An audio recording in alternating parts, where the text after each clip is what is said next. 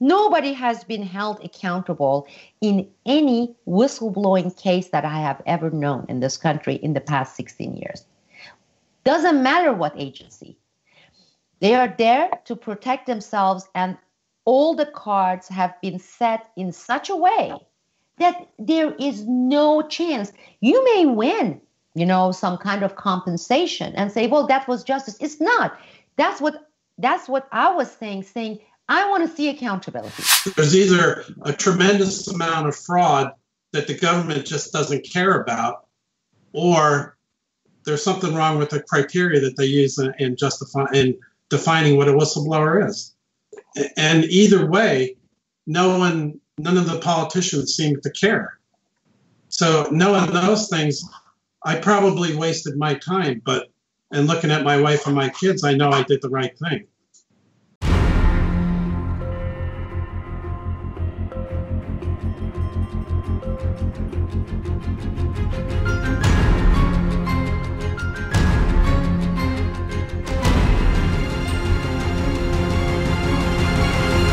Thank you for tuning in to this special edition of Probable Cause with Sibel Edmonds.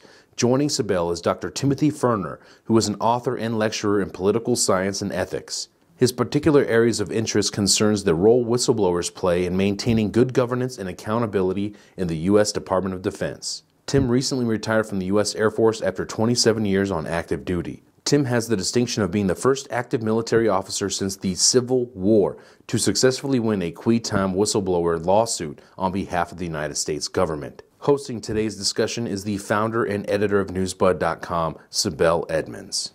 Welcome, Tim. And I have to say, this is a great honor to have you on with us today. And I have to say, I was shocked. I shouldn't have been shocked knowing the track record of the U.S. media. I was surprised that I had not heard about your case.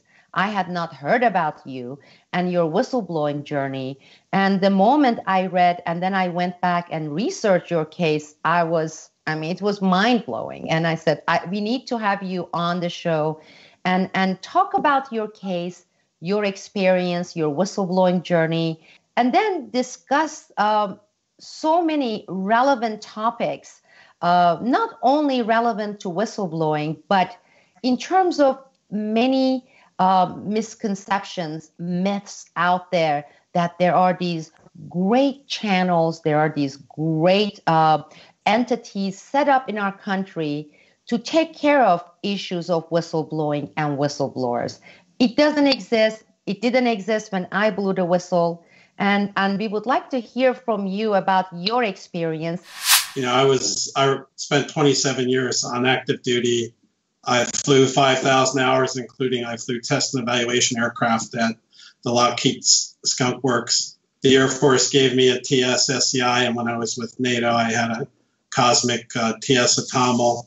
I was PNAP, which means I was capable of working with nuclear weapons, and I was on the PRP program. They spent a lot of money, probably over $1.5 million to give me all this training and to get me a security clearance.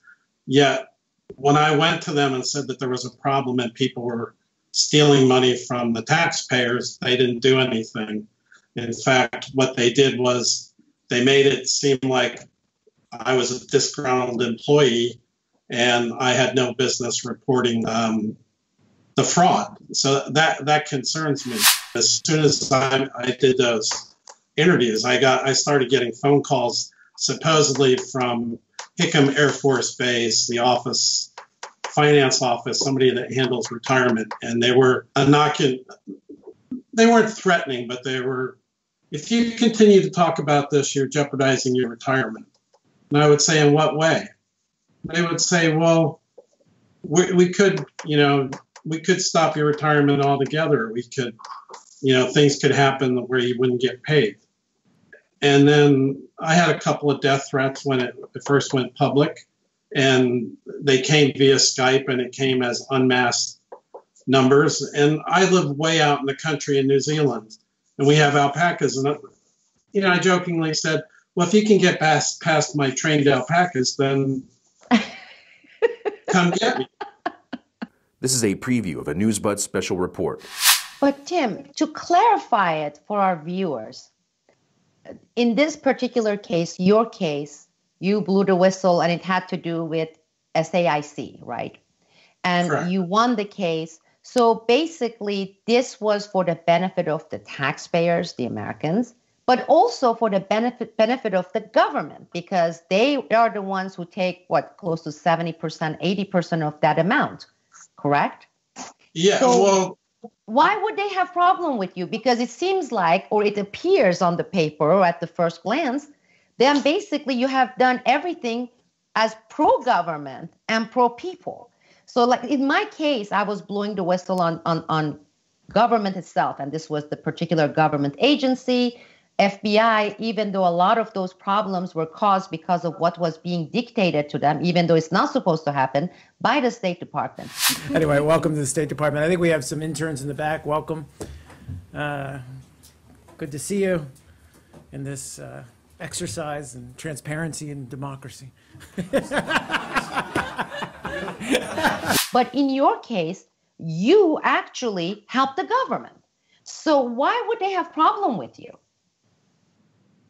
I think as you get, in my opinion, as officers go up the chain, they become senior officers, there's an incentive to not do the right thing because there's a revolving door for... The full 1.5-hour special report is available exclusively for members at newsbud.com.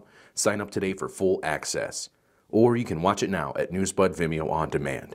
One of the things you brought up in your email, in your initial email, was that you were hoping this interview would be watched, it would be listened to by other veterans, by current active members of the United States military, and that you would want them to know about the experience, but you also had certain things that you wanted to communicate with them. And even though our website is a subscription-based, community-based, one of the things I said, and we are going to do, is this interview, any veteran, any member of the military who wants to watch this video, we're going to provide them as Newsbud complimentary full access, not only to this video and all. And I always had very soft spot, I think is justified for veterans and for the members of our armed forces, because again, of the 144 whistleblowers that I have for our organization, I would say almost all of them are former or current military members. Tell them, based on your experience, the points that you think are very important for them to know, and the things that are so discouraging, how should they be dealt with, or anything that you want to communicate? a lot to answer there. Basically, the way the military treats whistleblowers is it's kind of a... As Sibel Edmonds stated, Newsbud is going to provide a complimentary 2-week subscription to active duty and military veterans. Go to the contact page at newsbud.com and tell us about your military service.